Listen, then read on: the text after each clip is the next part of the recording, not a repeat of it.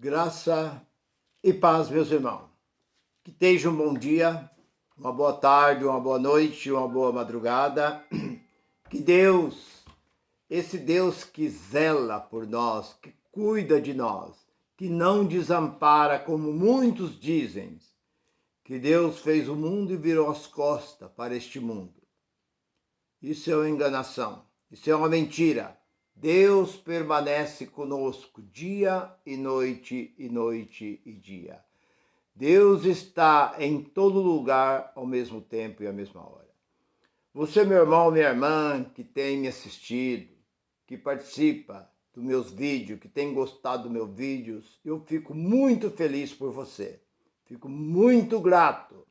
Aqui vai o meu abraço de todo o coração para você, meu irmão, minha irmã, de todo o Brasil, até fora do Brasil, onde você estiver. Que a graça de Deus te alcance. E eu tenho uma palavra para você nesse momento. E a palavra é essa. O maior arma que o homem tem é a humildade. É a maior arma que o homem possui, a humildade. Porque Deus tem prazer na humildade. Porque o soberbo, os exaltados, não agrada a Deus. Mas aqueles homens, aquelas mulheres humildes, elas alcançam. Porque a humildade faz parte do plano, da vontade de Deus.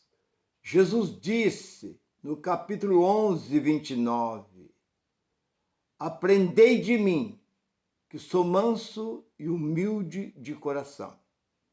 Manso, capítulo 5, 5 de Mateus, diz que os mansos herdarão a terra. E Jesus disse, os humildes. Humilde é agradável a Deus.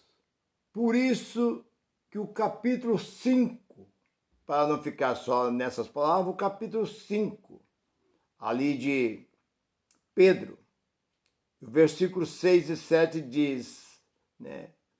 Humilhai, pois, debaixo da potente mão de Deus, que no tempo certo ele vos exaltará, lançando sobre ele toda a vossa ansiedade, porque ele tem cuidado de vós. Então, se você lança todos os seus problemas a Deus, Deus cuida. Deus cuidou tantos homens que nós olhamos para este livro, nós vemos quantos homens e mulheres que Deus compadeceu, Deus cuidou, Deus não desamparou, esteve como Deus esteve, como Deus apareceu a Josué e disse, avante Josué, porque o meu servo Moisés é morto, capítulo 5 de Josué. Assim como eu fui com Moisés, serei contigo, Josué, não te deixarei nem te desampararei. Então esse capítulo 5 de Pedro, versículos 6 e 7. Humilhai debaixo da potente mão de Deus, que no tempo certo, tudo tem o tempo certo para Deus o exaltar. Nós vemos que José foi vendido pelos seus irmãos aos 17 anos, mas ele se tornou governador do Egito aos 30 anos de idade. Então tem o tempo para Deus nos exaltar. Humilhai debaixo da potente mão de Deus, que no tempo certo ele vos exalta. Olhamos para Davi. Ele foi ungido por Samuel, mais ou menos, alguns estudiosos dizem que os seus 16 anos, por aí mais ou menos. Mas só aos 30 anos ele se tornou governador, rei de Israel. Então nós olhamos para Jesus, que também ele foi ao ministério do próprio Jesus de Nazaré foi entregue a ele aos 30 anos de idade. Então, é o tempo, nós temos, Deus pode ser tardio, mas ele não deixa de cumprir as suas promessas. Por isso diz, humilhai debaixo da potente mão de Deus, que no tempo certo ele vos exalta. João Batista foi o último profeta que existiu. E João Batista tinha discípulos. E quando João Batista batizou Jesus, Jesus não tinha, estava iniciando. Jesus passou pelo Jordão e foi batizado por João, como vocês conhecem. João quis recusar de batizar Jesus, mas Jesus disse, deixe que assim aconteça, para que cumpra a lei, a justiça. E assim, Jesus passou pelo batismo. Assim que Jesus saiu, ele começou a convidar os seus apóstolos. E multidão começou a acompanhar ele. E chegou um ponto que a multidão era tão grande que os discípulos de João se indignaram e vieram ter com João. E vieram e falaram com João, mestre, por que aquele que tu batizou além do Jordão, ele está arrastando multidão? Muita gente vai para ele. O que está acontecendo, João? Ele pensou que João ia ficar indignado, mas João se alegrou naquele momento. João, naquela hora, João sentiu alegria no Espírito e disse, é necessário que ele cresça e eu diminui. Assim a minha alegria é completa diante de Deus. Nós vemos hoje os homens, quando o homem monta aí um movimento chamado igreja, e aquele trabalho dele é um trabalho pequeno, aquele trabalho dele não vai, e ele vê que o outro movimento chamado igreja está crescendo, multidão está indo para lá, o que ele diz? Ele devia se alegrar. Aqui não está vindo, um grupo muito pequeno, mas tudo é de Deus, tudo é para Deus, porque dele, por ele, para ele são todas as coisas. Eu estou fazendo na cabeça deles, eu estou fazendo a vontade de Deus, ele também está fazendo a vontade de Deus, então tudo é de Deus, vamos estar unidos. Não. Lá é a igreja da porta larga, lá não tem doutrina, por isso que está cheio. Lá é uma lambança, lá não tem mensagem. Aqui sim, aqui Deus fala conosco, aqui Deus fala por meio de profeta, aqui é fogo puro, aqui Deus usa os varão de fogo, as varoas de fogo que tem aqui, porque isso, mas não cresce, aqui não prospera, e a outra está prosperando, crescendo, expandindo. Então ele abre a boca para maldizer contra essas. Mas João Batista foi diferente. Ele sentiu alegria quando a notícia chegou a ele que Jesus fazia, juntava a multidão muito mais do que ele que veio antes de Jesus. Lá na frente, no capítulo 11 de Mateus, nós encontramos lá pelo versículo 11, 12, 13, Jesus diz, o que fosse ver no deserto? Uma cana agitada pelo vento? Então o que fosse ver no deserto? Um rei vestidos com roupas finas e tal? Não, os reis estão no palácio. Não, então o que fosse ver no deserto? Um profeta? Não. Muito mais do que um profeta, porque entre os nascidos de mulher, não teve um maior do que João Batista. Então João foi o maior entre todos, maior do que Moisés, do que Abraão, do que todos esses, porque foi o próprio Jesus quem o colocou, o exaltou. Por isso que a palavra disse, humilhai debaixo da potente mão de Deus, que no tempo certo ele vos exaltará, lançando sobre ele toda a vossa ansiedade, porque ele tem que cuidar de vós. Então, existem muitas mulheres que tem lançado diante dos seus namorados. Esse é o homem da minha vida. A esse sim, como eu ouvi uma irmã dizer, o nosso marido para nós é como um Deus. Eu falei, mas como assim, irmã?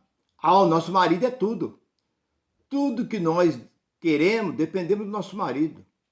Nosso marido faz isso, nosso marido faz aquilo outro. Nosso marido quem resolve o problema na prefeitura, no banco da casa, é dinheiro, é compra e tal, ele que dirige o carro, ele que faz isso, ele que tal. O marido é um Deus na vida de uma mulher.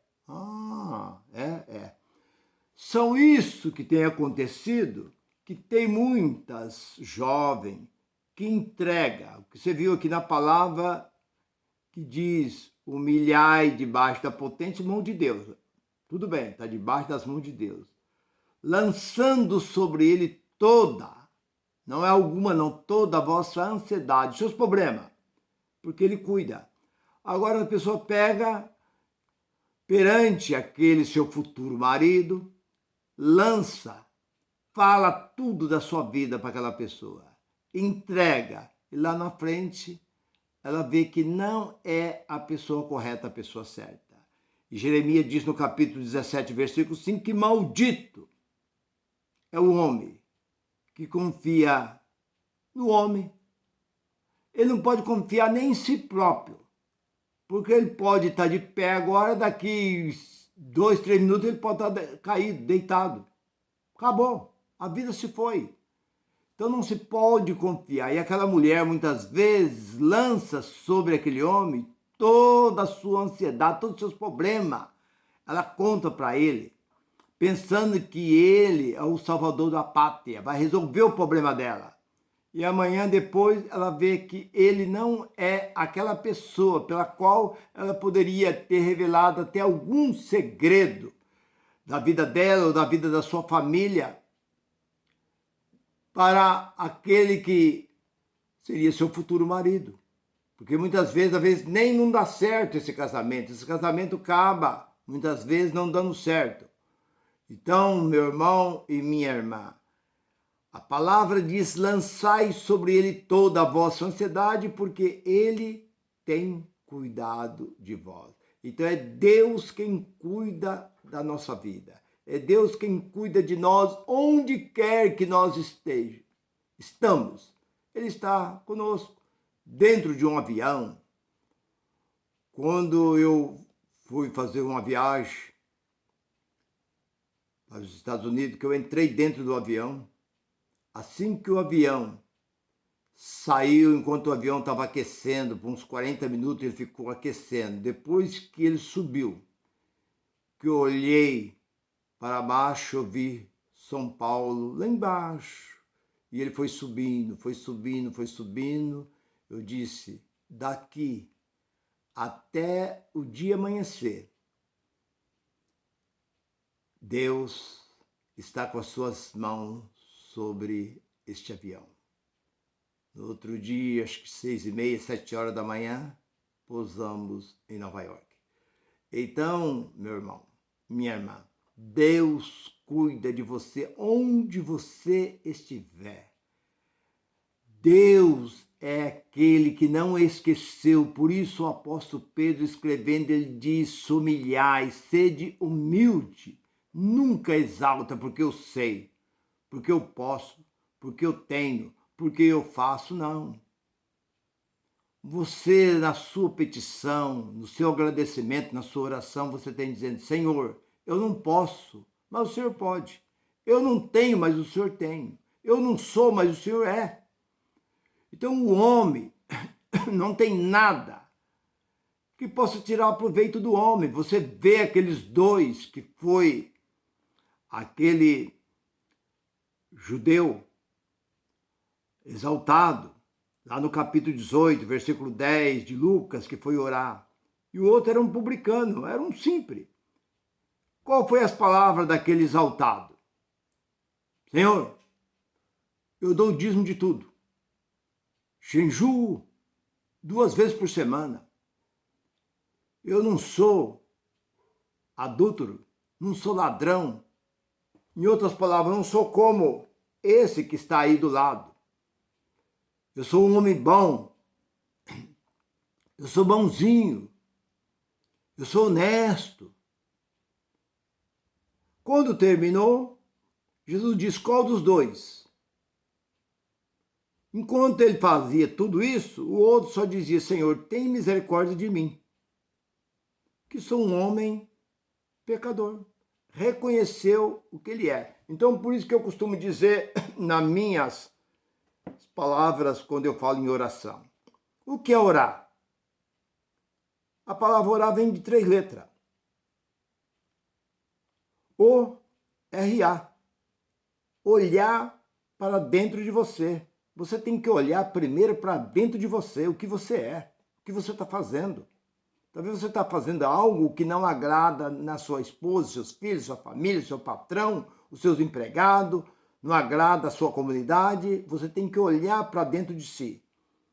A palavra R vem: retira de dentro de mim, Senhor, tudo aquilo que não presta. Terceira coisa, que é o A. Agradecer.